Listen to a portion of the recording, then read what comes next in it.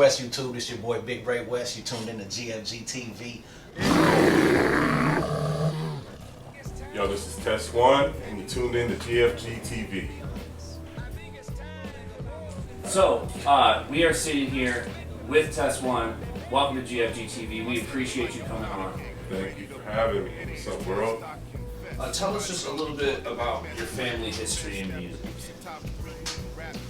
Well, my father was a Columbia Records musician. He's an artist with Columbia Records, signed by John Hammond, the legendary John Hammond, who is basically the Clive Davis of his era, you know.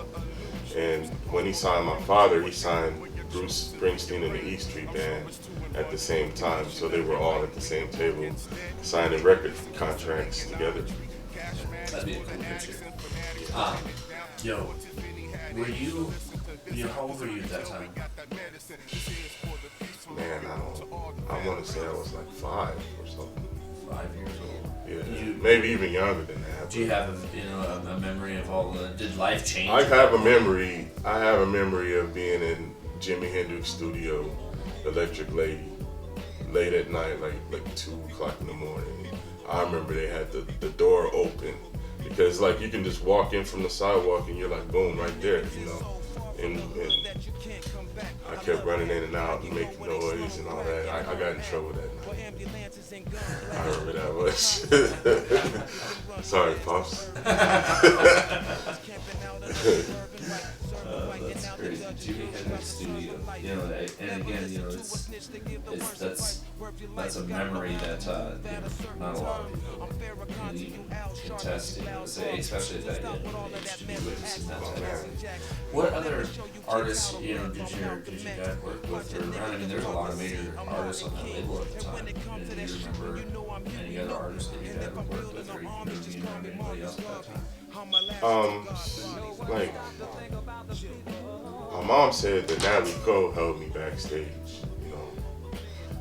I remember going to a studio, I think maybe in Manhattan, and it was Lonnie Smith's studio, and my dad was working on some stuff with him. He's on his album Aphrodisia. On the album Aphrodisia, Lonnie Smith, and I remember when they was working on that, being in the studio with them then, you know.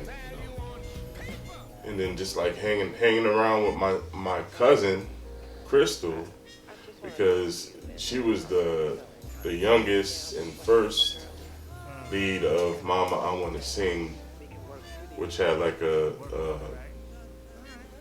it was a pretty big, you know, play, like, and she also was in Porgy and Bess. And so I met like people like Ben Vereen and people like that, you know, just hanging with her as well, yeah. And as a child, growing up, were you guys living in Des Moines, or where were you guys at that point? No, as a child growing up with the music and all that. Yeah. No, we didn't get to Des Moines until like the '80s. So when I was still living in Brooklyn, New York at the time. You're still in Brooklyn. Yeah. That's crazy. Yeah. So at that time in Brooklyn, I mean, that was a big time for music. You also have a brother that's in the industry as well. Has been there from a young age. Can you tell us a little bit about that? Mike Little, he was signed to Island Def Jam, and now he goes by the name of The Only Hope.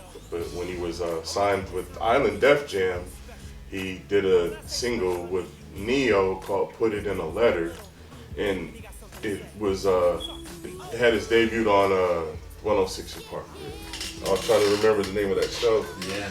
On BET, yeah. Shout out Freestyle Fridays, man. Yup, shout out 106 in Park, BET. Yeah. Mike Little Put It in a Letter with Neo. That's crazy. Yeah. That's awesome.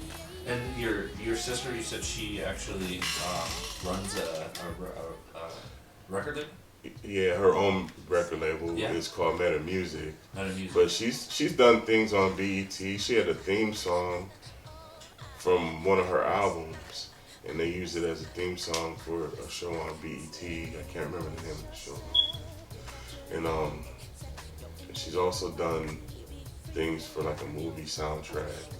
You know, we've had just a very brief conversation so far, and you've already mentioned some huge names, you know, tied in with your family there. You know, it's incredible. You know, can you go in depth a little bit more about how music felt at that time? Just a little bit, you know, just tell us, you know, because you were right there next to some greatness happening, maybe not even knowing that was happening. Yeah, I didn't really.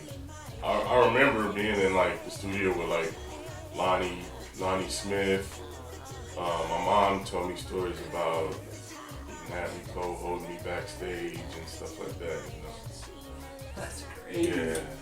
That's nuts, man. That's really cool. So you get to, and not even to just have those memories, but to have those conversations with people the rest of the That's amazing. And you were talking about your aunt too. I mean, she was back, you know, on BET. You know, not even 5 years ago. You said there. Yeah, I'm not too sure about the time frame, but yeah. Recent enough. Yeah, recent enough. Yeah. And she dropped another album like during that time too. You know, just from being on that show, I think. Yeah.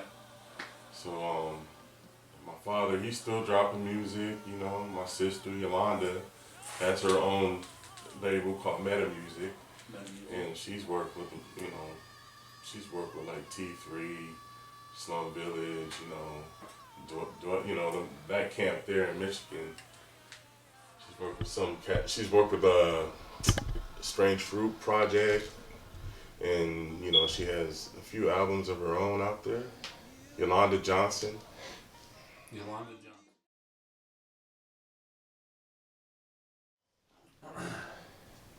All right, so you know my word's bond because this is going to be out there, man. Yeah. So we're just gonna wrap you up. don't put that in. The whole yeah. That's the behind the scenes part. So we'll just wrap up kind of the brief touch up that we've done with your family.